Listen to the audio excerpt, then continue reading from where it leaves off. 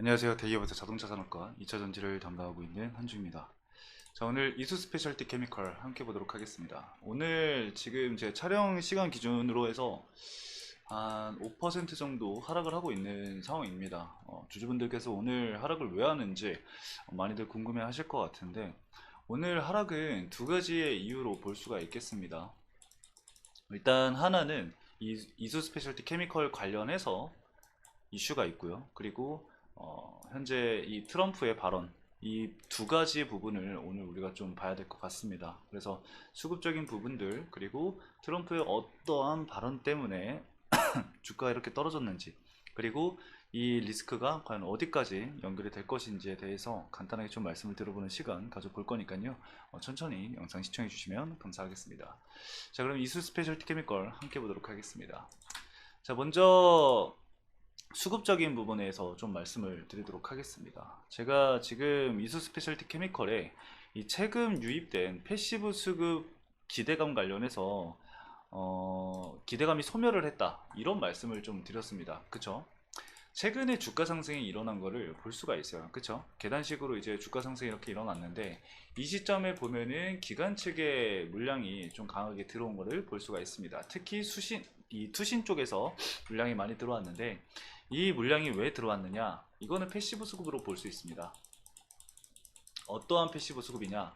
최근에 이 이수 스페셜티 케미컬이 이 코스피 200 지수에 편입이 됐습니다. 그렇죠? 여러분들도 아마 다 아실 건데, 이 코스피 200 지수를 먼저 좀 말씀을 드려보면은, 이 유가증권 시장, 즉 코스피에 상장된 보통주 중에서 각 산업군을 대표하는 이 시가총액 상위 종목으로 구성이 되어 있는 대량 우량주의 지수다라고 보시면 될 것 같아요. 이 지수를 가지고 무엇을 하느냐, 즉 선물, 그리고 옵션, 뭐 상장지수 펀드, 우리가 ETF라고도 하죠, 등등등 이 다양한 금융 상품의 기초 지수로 이제 활용이 되면서 이 코스피 200 지수로 편입이 될 시에는 이 패시브 자금, 즉 이 지수 추종 펀드 등의 자금을 우리가 패시브 수급이라고 하거든요. 이 패시브 수급의 유입이 기대가 되는 경우가 있습니다. 그래서 그런 경우로 인해서 주가가 상승을 한 거고요. 오늘 이제 그 편입일이에요. 그래서 오늘 당일에 이렇게 재료 소멸이 나오면서 주가 하락이 나온 겁니다. 그래서 1차적인 요인을 좀 먼저 말씀을 드려봤고요. 자, 그리고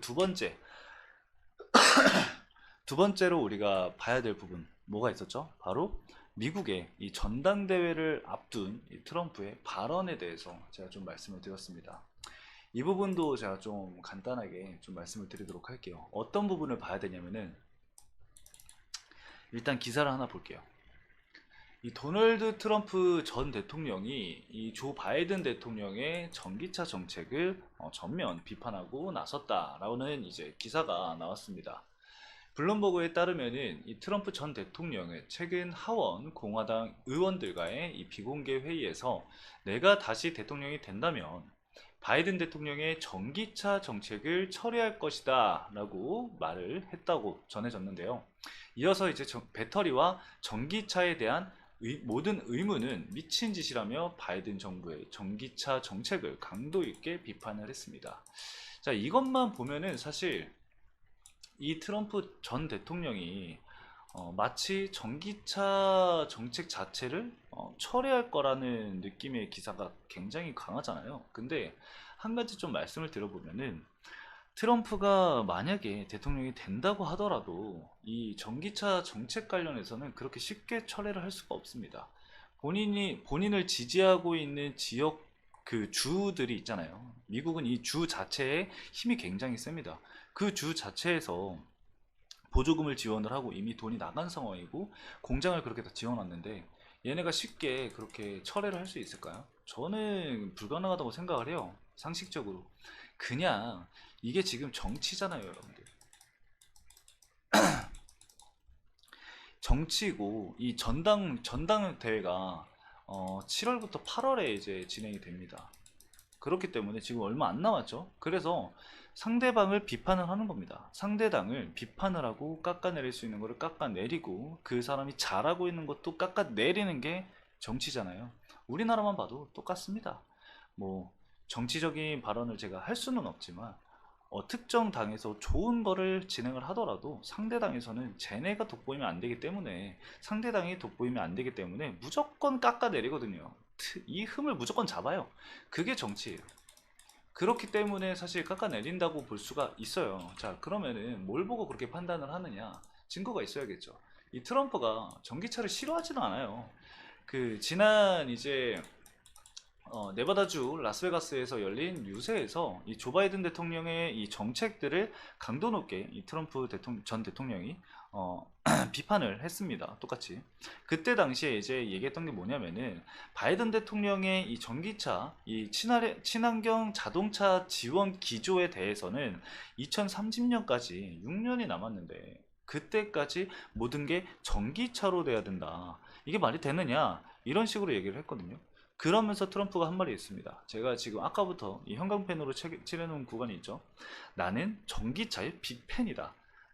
본인이 전기차의 빅팬이래요. 빅팬이지만 짧은 거리를 이용할 때 전기차를 원하는 특정한 사람들이 있어. 오케이, 그건 좋아. 근데 휘발유나 이 내연기관차나 이 하이브리드 차도 구할 수 있어야 한다. 내 생각에는 뭐 하이브리드가 더 나은 솔루션이다 라고 얘기를 했다는 거죠. 그러니까 전환 속도에 대해서 얘기를 하는 거예요. 그 기본적인 정책이나 보조금 이런 부분에 있어서의 문제를 제기하는 게 아니라 전기차 전환 속도에 대해서 얘기를 하는 거거든요. 이걸 누구를 의식을 했겠어요? 바로 이 미국의 자동차 노조죠. 자동차 노조를 이제 인식을 했기 때문에 이러한 이야기를 하는 겁니다. 그렇기 때문에 사실상 바이든이 되든 트럼프가 되든 전기차 관련해서 뭔가 엄청난 불이익이 생긴다? 절대요. 일어날 일은 일어납니다. 결국에 일어날 수밖에 없습니다. 그게 뭐예요? 결국에는 내연기관차에서 전기차로 갈 수밖에 없어요. 이 환경적인 부분들을 생각을 해보면은 전기차로 갈 수밖에 없어요. 그리고 완전 자율주행을 가잖아요. 물론 이것도 시간이 남았습니다. 꽤 오랜 기간이 이제 걸리겠죠. 자율주행으로 가게 되면 여러분들 자율주행에 이제 뭐 자동차 뭐 페달, 뭐 가속 페달, 브레이크 페달 등등등 이 엄청나게 많은 전자 센서들이 들어갑니다. 그 전자 센서들을 내연기관차에서 이제 자기 발전으로 활용을 하는 그 모터에서, 그 배터리에서 과연 그게 감당이 될까요? 안 돼요. 절대 안 돼요. 그럼 전기차 쪽으로 어쨌든 가야 돼요. 최종적인 모빌리티가 자율주행이다? 그 자율주행 역시 전기차가 기본으로 베이스로 깔려야 합니다. 그래야지만 가능하다고 보고요. 그리고 이제 뭐 모빌리티 관련해서 좀 얘기가 나와서 말인데 UAM도 사실 이 배터리가 들어갑니다. UAM도. 그렇기 때문에 미래지향적인 이 모빌리티 산업을 보면은 결국엔 전기차로 갈 수밖에 없어요. 그럼 뭐가 문제냐? 기간이에요, 기간. 얼마나 걸리고 어느 정도에 얼마나 걸리느냐. 사실 그 차이거든요. 빨리 되든 적게 되든 느리게 되든 빨리 되면 그만큼 수혜를 빨리 받을 것이고 느리게 되면 완만하게 수혜를 보겠죠. 그래서 그 부분 관련해서는 여러분들 이렇게 좀 판단을 해주시면 좋을 것 같습니다. 그래서 해당 내용 때문에 오늘 2차전지 섹터가 아주 박살이 났습니다. 좀 속상한데 아무튼 너무 여러분들이 크게 걱정할 정도의 이슈는 아니었다. 하락할 만한 이슈가 아니었다라고 보시면 될 것 같아요. 그래서 단기적인 관점에서 조정을 받을 수 있다 정도만 생각을 해주시면 될 것 같고요. 하락이 나오는 부분이 매물대를 소화를 하는 구간이라고 한다면은 충분히 조정이 나올 수 있는 자리이긴 합니다. 여러분들도 보시다시피. 그래서 고점과 고점을 우리가 체크를 해봤을 때 이 하락 추세선을 좀 딛고 다시 반등이 나오는 그림이 나올 수는 있다고 생각을 해요. 그래서 단기적으로 트럼프의 발언 때문에 조정을 받았다라고 한다면은 121선을 기준으로 해서 반등이 나온다라던가 아니면은 해당 구간에서 박스권 구간을 만들면서 기간 조정이 좀 나오거나 할 것 같습니다. 그래서 해당 내용은 좀 추세적으로 이탈이 나오는지 그리고 이 장기 평선을 이탈을 하는지 여부를 여러분들이 좀 체크를 하실 필요가 있을 것 같아요. 그래서 참고해 주시면 될 것 같고요. 수급적인 측면은 기존에 들어왔던 투자 신탁 쪽에서 이 패시브 자금이 과연 이탈이 나오는지를 좀 유심히 체크를 해볼 필요가 있을 것 같습니다.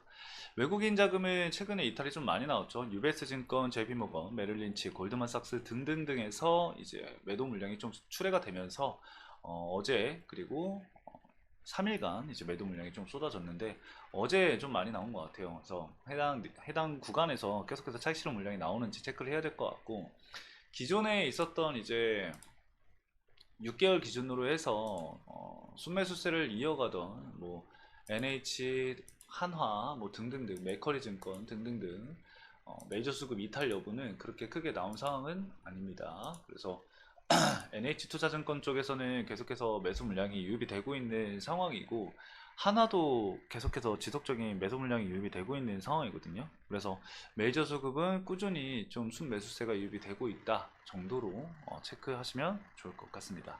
자, 오늘 간단하게 여기까지 말씀을 드리면서 마치도록 하겠습니다. 해당 영상도 시청해주신 여러분들 감사합니다.